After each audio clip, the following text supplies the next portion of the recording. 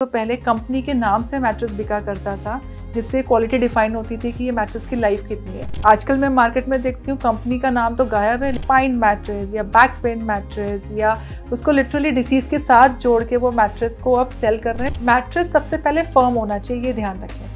Hard mattress use नहीं करना है, सॉफ्ट मैट्रेस यूज़ नहीं करना है। जब मैं सीधे लेटती हूँ अपने मैट्रेस पे तो मेरा सर का ये हिस्सा और मेरा जो बम्स का हिस्सा है वो नीचे धंसना नहीं चाहिए, इतना सा भी नहीं धंसना चाहिए। डुअल गद्दे भी बताते होते हैं कि एक तरफ से वो सॉफ्ट है जी, एक तरफ से वो हमारा हार्ड है, आपने वो भी इस्तेमाल नहीं करना है। नमस्कार, सेहतनामा देख रहे सभी दर्शकों का स्वागत। सबसे पहले गुजारिश, सेहतनामा को सब्सक्राइब जरूर करिए अगर अभी तक सब्सक्राइब नहीं किया है। और आज हम बात करेंगे सेहतनामा में कौन सा गद्दा होना चाहिए इसमें हम आराम से सो सके, स्पाइन में दर्द ना हो।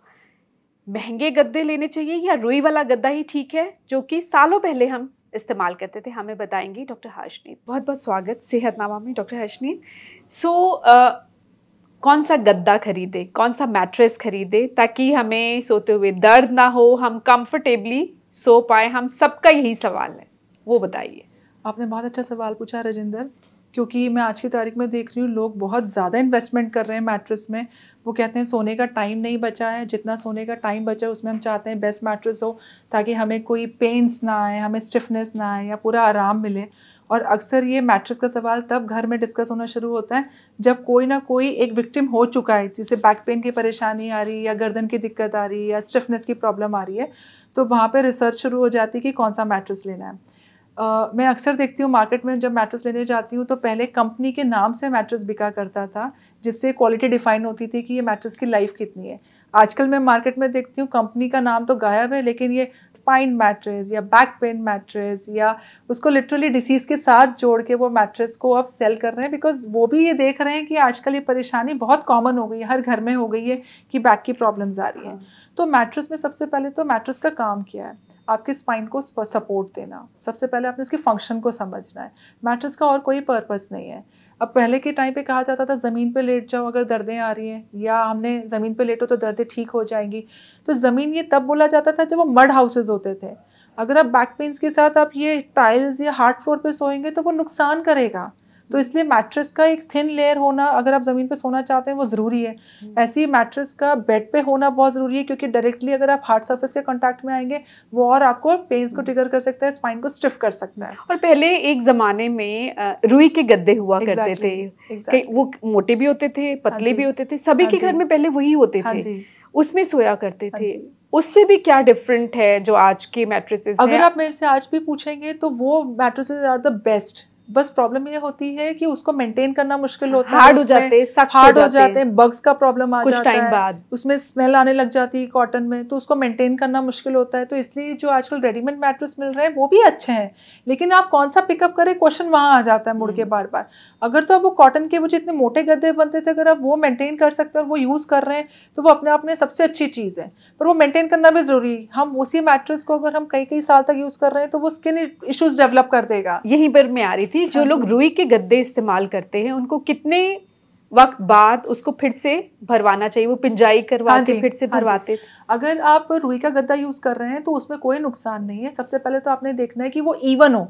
अगर वो कहीं कहीं से धंसने लग गया, उसमें गैप बन रहे हैं, गड्ढा बन रहा है, तो वो रेडी हो गया वापस पिंजोई होने के लिए कॉटन।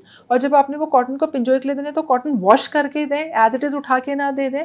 उसका कपड़ा जो है उसको वॉश करके दें वापस से, ताकि वो जब वो पूरा सेट होके आए गद्दा तो उसमें कोई स्मेल, बग या कोई भी किसी भी तरीके का वेटनेस, मॉइस्चर ना रह जाए, तो वो आपको अलग तरीके की परेशानियाँ देगा, स्मेल इशू होगी या और इन्फेक्शन का इन्विटेशन होगा।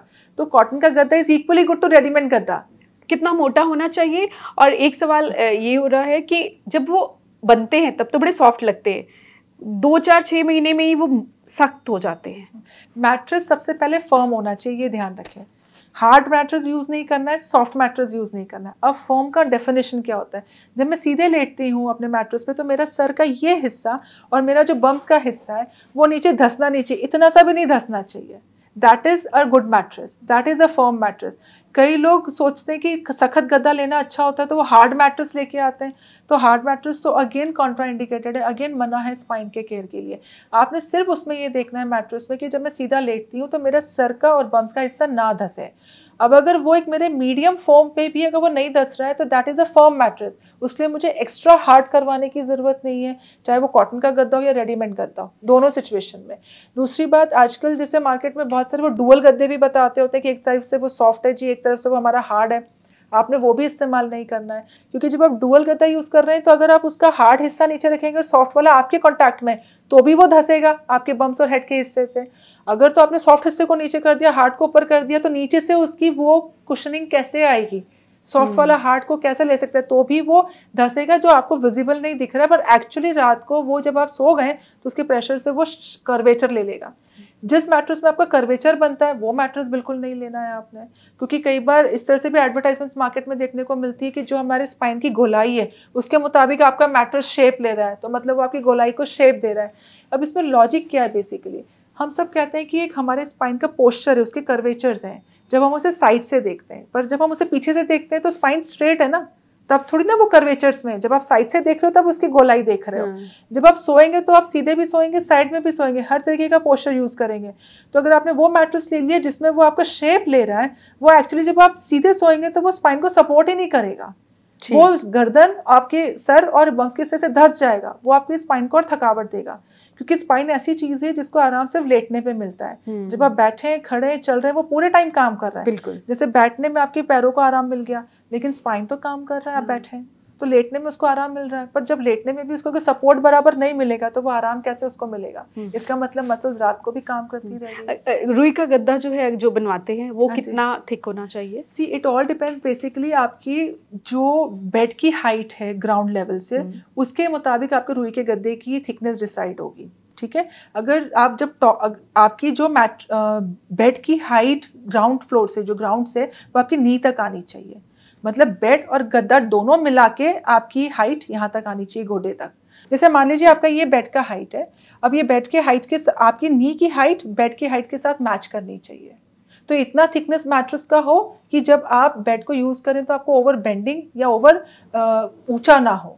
अब अगर आप नया बेड ले रहे हैं तो उसमें एटलीस्ट आपकी जो मैट्रेस की थिकनेस है वो आपके पाम साइज से 3/4 साइज का थिकनेस होना चाहिए। राइट। तो आप बेड की हाइट उस तरह से बनाएं कि जिससे आपकी वो नी हाइट को मैच कर जाए, मैट्रेस को इंक्लूड करके, मैट्रेस के साथ, मैट्रेस को हटाकर नहीं। ठीक, और 3/4 हिस्सा हो आपके पाम के साइज, कितनी थिकनेस होनी चाहिए। और आप रुई के गद्दे जो नहीं आप पसंद नहीं कर रहे हैं तो कौन से मैट्रेसेस? तो अगेन रेडीमेड मैट्रेस में भी आपने थंब रूल वही यूज करना है, डुअल मैट्रेस यूज नहीं करना है जिसमें सॉफ्ट और हार्ड दोनों वर्जन दे रहे हैं। वो कहते हैं गर्मी में इधर कर दो, सर्दियों में दूसरी तरफ पलट दो। बिल्कुल भी नहीं, हमने यूज करना है क्योंकि वो स्पाइन को नुकसान करेगा।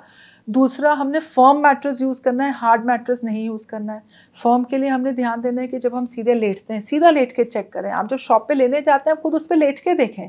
आपके साथ अगर कोई पार्टनर है, आपके फ्रेंड है, उनको देखने को बोलिए कि धसता है, मामूली सा भी धसता है, वो मैट्रेस नहीं लेना है हमें, बिल्कुल नहीं धसना चाहिए उसने अंदर। ठीक है, तो that is the second criteria to select your mattress. और जब थर्डली आप मैट्रेस को ले रहे हैं तो डेफिनेटली आप उसमें आप ये पूछ सकते हैं उनसे कि वो एंटी इन्फेक्शन के, आजकल वो लोग कुछ केमिकल्स यूज़ करते हैं जिससे उसमें बग्स की प्रॉब्लम ना आए, या उसके अंदर, अच्छा इसमें भी एक क्वेरी होती है कि स्प्रिंग मैट्रेस आते हैं आजकल, या वो कहते हैं कि जी बिना स्प्रिंग के कॉयर मैट्रेसेस हैं। तो अगेन स्प्रिंग मैट्रेस तो बिल्कुल यूज़ नहीं करना है। Spring mattress is going to be really a big challenge for your back, वो स्पाइन का इशूज़ करेगा। कॉयर मैट्रेस में भी वैराइटीज़ आती है। कॉयर मैट्रेसेस जो होते हैं पहले के टाइम पे वो कॉयर एक डिफरेंट तरीके का यूज़ करते थे, आजकल डिफरेंट यूज़ करते हैं। सो ऑल टुगेदर जो आपका कैलकुलेशन होगा वो फर्म मैट्रेस पे आके टिकेगा। Main criteria is that. बाकी आप कोई भी ब्रांड का लें, that is your choice, totally your choice. लेकिन ये मैट्रेस बैक के लिए होता है, ये मैट्रेस रूटीन के लिए होता है, ऐसा कुछ नहीं होता है। मैट्रेस मैट्रेस ही होता है, बस आजकल उसको बेचने का एक नया तरीका निकल पड़ा है। महंगे मैट्रेस बेचे जा रहे हैं ये कह के कि ये इसके लिए, ये उसके लिए। उसकी रिक्वायरमेंट नहीं है, बिल्कुल भी रिक्वायरमेंट नहीं है। आप रूटीन कॉटन का भी घर में बना के रख सकेंगे, सिर्फ उसको मेंटेन ज़्यादा करना पड़ेगा, that is the issue, otherwise वो भी इक्वली गुड है।